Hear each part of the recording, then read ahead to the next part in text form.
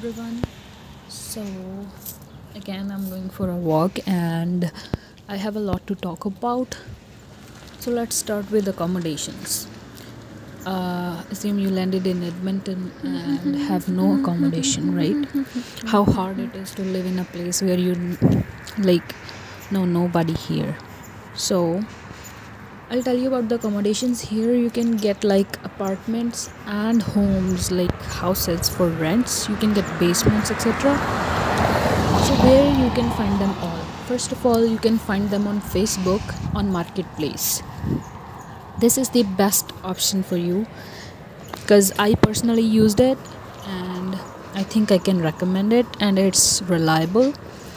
Kijiji is also a like good website or an application to find yourself a home, but nowadays Marketplace is like in the trending ones, so most of the people post on Marketplace. If you don't want to go for like basements, go for apartments.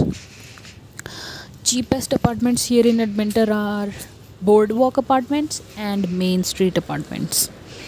Like these are the cheapest ones for students and you can really afford them. But what are the pros and cons of these accommodations? For example, you are living in apartments.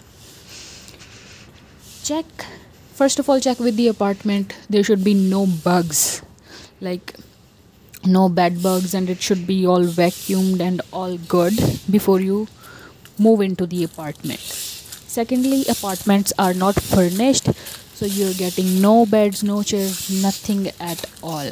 If you can survive without those, go get an apartment because it is cheaper than renting the basements or houses here. And secondly, the houses or basements.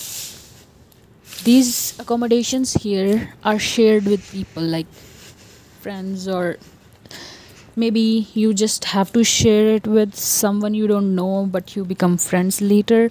But there are so many things to be considered, right? If you're living in a sharing, you have to listen to all. You have to share your things. If you're not into sharing, do not go for like basements or like shared accommodations.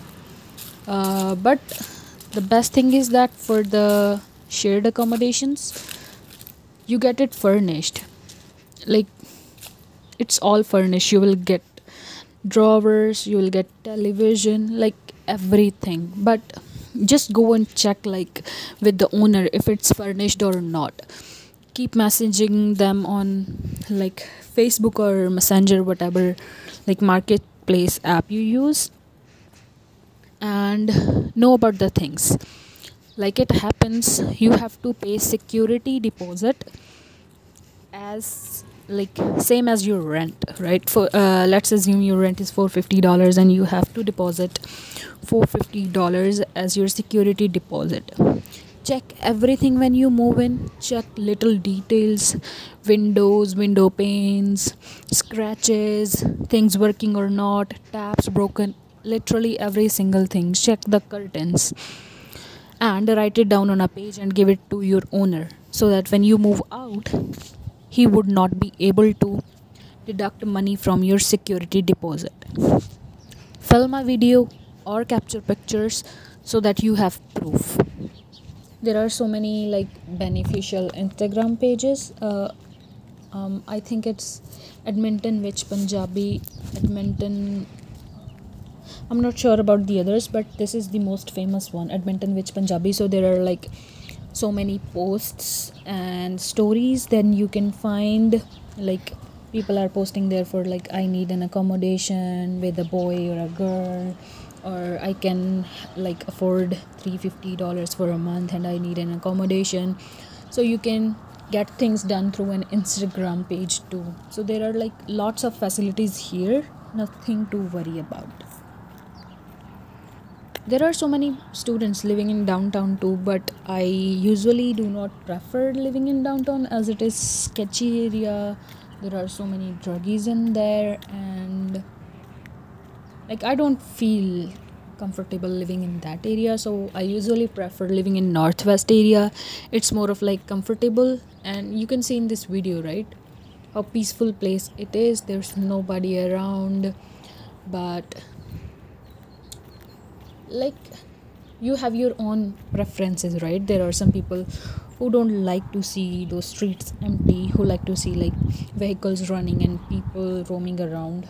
So I think you should go for downtown or the west area near West Edmonton Mall.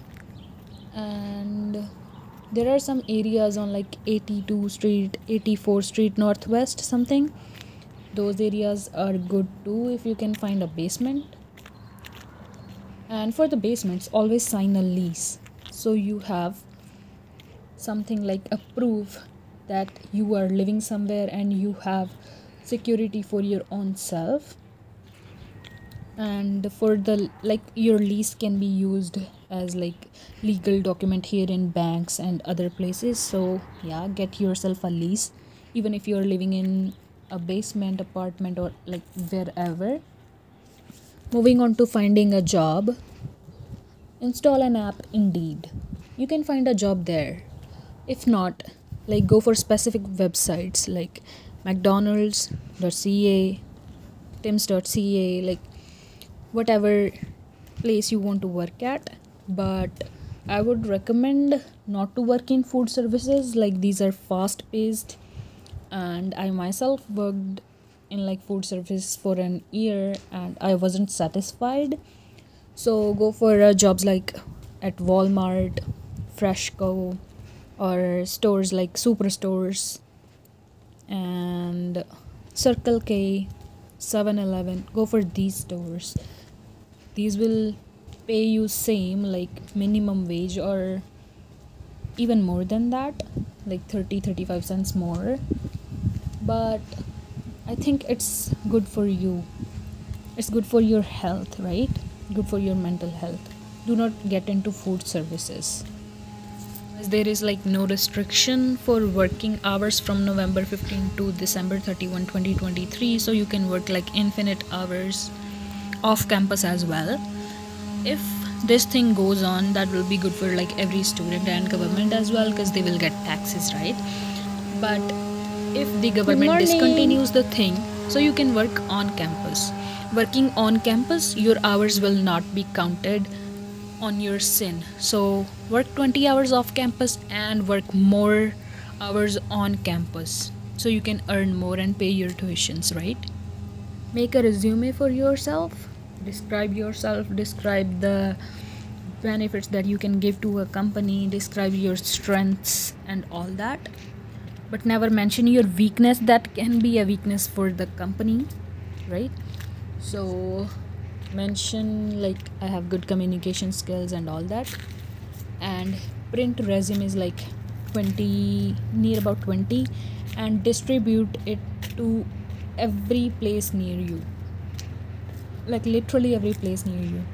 Try to get home near transit centers, because it will be easier for you to like commute from one place to another, right? And hopefully that helps. If you have any other questions, just let me know in the comment section, and hopefully I can help you and answer your questions in comments. If not, I will shoot a next video on your questions. Thank you for watching and have a good day. See you in next video. Bye bye.